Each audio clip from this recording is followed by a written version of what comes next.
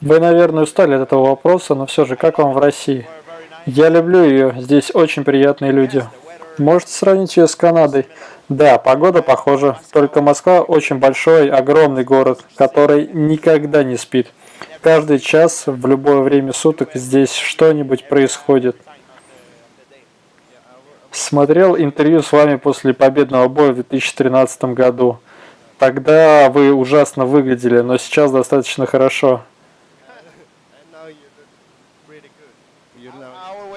Я всегда плохо выгляжу после боя, я легко ранюсь. Иногда даже после тренировки у меня царапины на лице, потому что перчатки царапают лицо и оставляют раны.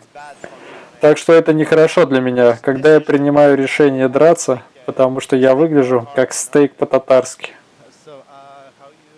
Ого, как вам удалось вернуться в форму после такого?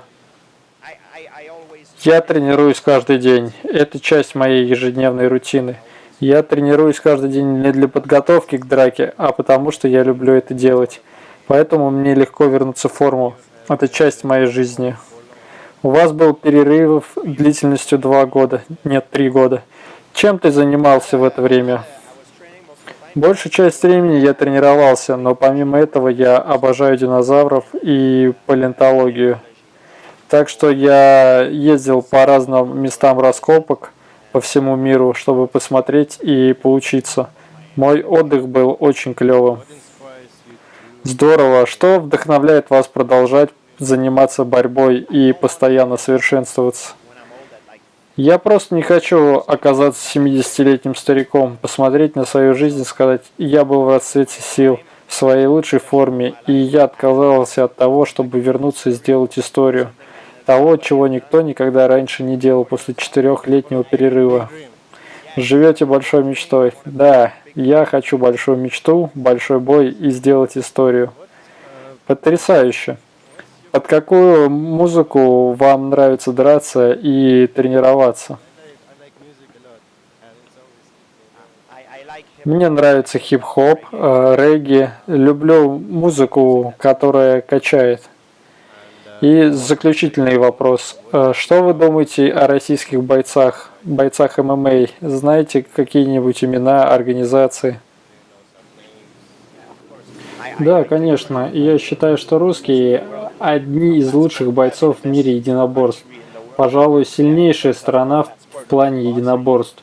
В боксе Ковалев, Артур Бетербиев. У вас очень много бойцов. Нумагиев, Федор Емельяненко, Сайтиев, Кудухов.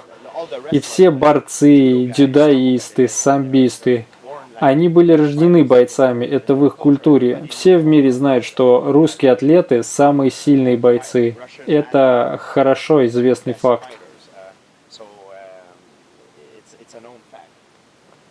Можете сравнить Россию с другими странами? А какой уровень занимает Россия? Россия особенная в каждом виде. У вас есть бойцы высочайшего уровня во всех видах. В боксе, борьбе, не только в одном. Например, в Бразилии хороши в основном бойцы джиу-джитсу.